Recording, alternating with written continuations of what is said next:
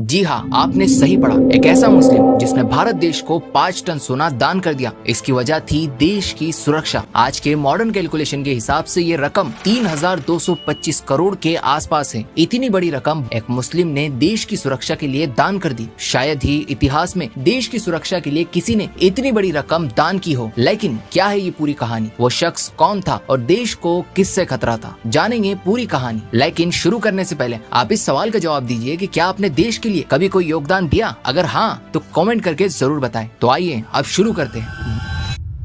बात है 1965 की, हैदराबाद के आखिरी निजाम मीर उस्मान अली की कहानी, जो उस समय के दुनिया के सबसे अमीर शख्स की लिस्ट में आया करते थे। उनकी दौलत का अंदाजा आप इस बात से लगा सकते हैं कि उस दौर में निजाम की दौलत यूएस की पूरी जीडीपी का 2% के बराबर थी। यह है उनका पैलेस और इस पैलेस में कम से कम 6000 के आसपास लोग काम किया करते थे। इतनी दौलत होने के बावजूद भी वो अय्याशी से दूर होकर एक साधारण जिंदगी गुजारते। साथ ही कुछ लोगों का ये भी कहना है कि उन्होंने एक टोपी और पुरानी कंबल में पूरी जिंदगी गुजार दी। लेकिन क्या है हैदराबाद के आखिरी निजाम की पूरी कहानी, आइए समझते हैं। बात है 1965 की, भारत और पाकिस्तान की लड़ाई चल रही थी और इस लड़ाई में भारत की जीत हुई और इस दिन देश खुशी मना रहा था। लेकिन ये खुशी ज्यादा देर तक नहीं टिकी, क्योंकि चाइना ने तिब्बत को आजाद करने के लिए इंडिया के साथ जंग की धमकी दे डाली। अब भारत की मुश्किलें बढ़ने लगी थी, क्योंकि भारत अभी अभी एक जंग से उभरा था कि दूसरी जंग उसके सामने आ खड़ी हुई। जंग लड़ने के लिए हथियारों की जरूरत होती है और हथियार खरीदने के लिए पैसों की। लेकिन जाहिर है कि इंडिया और पाकिस्तान की इस जंग में इंडिया ने जीतने के लिए अपनी पूरी जान लगा दी और पाकिस्तान को हरा दिया। लेकिन अब इंडिया को रिवाइव करने के लिए समय की जरूरत थी, क्योंकि अब इंडिया हथियार और पैसों के मामलों में कमजोर हो चुका था। लेकिन दूसरी तरफ चाइना पूरी तरह से तैयार था और उस समय भारत एक बहुत ही बुरी हालत से गुजर रहा था, जहाँ एक तरफ बंटवारे का दर्द तो दूसरी तरफ आर्थिक हालत का खराब होना। लेकिन तभी देश के तत्कालीन प्रधानमंत्री लाल बहादुर शास्त्री ने आम जनता से अपील करना शुरू कर दी।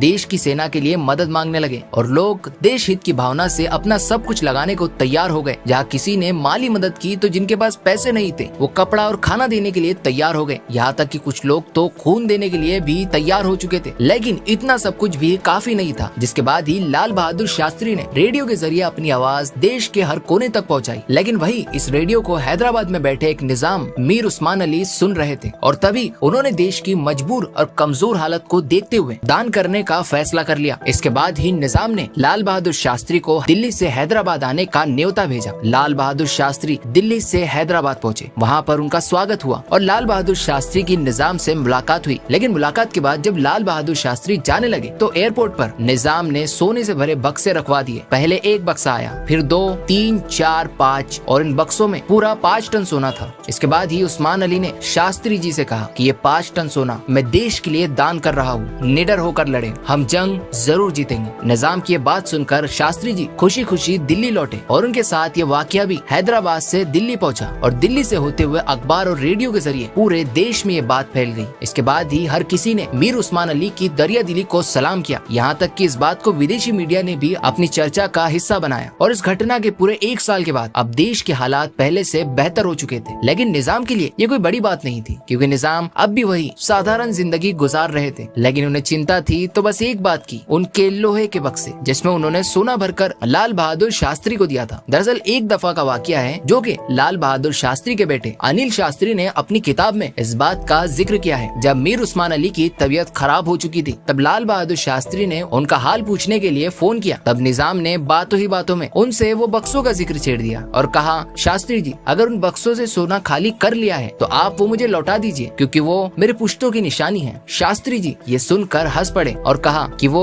आप तक पहुंचा दिए जाएंगे। इसके बाद ही उन्होंने वो बक्से निजाम को वापस कर दिए और इस ऐतिहासिक दान देने के कुछ सालों बाद 24 फरवरी 1967 में मीर उस्मान अली दुनिया से चल बसे।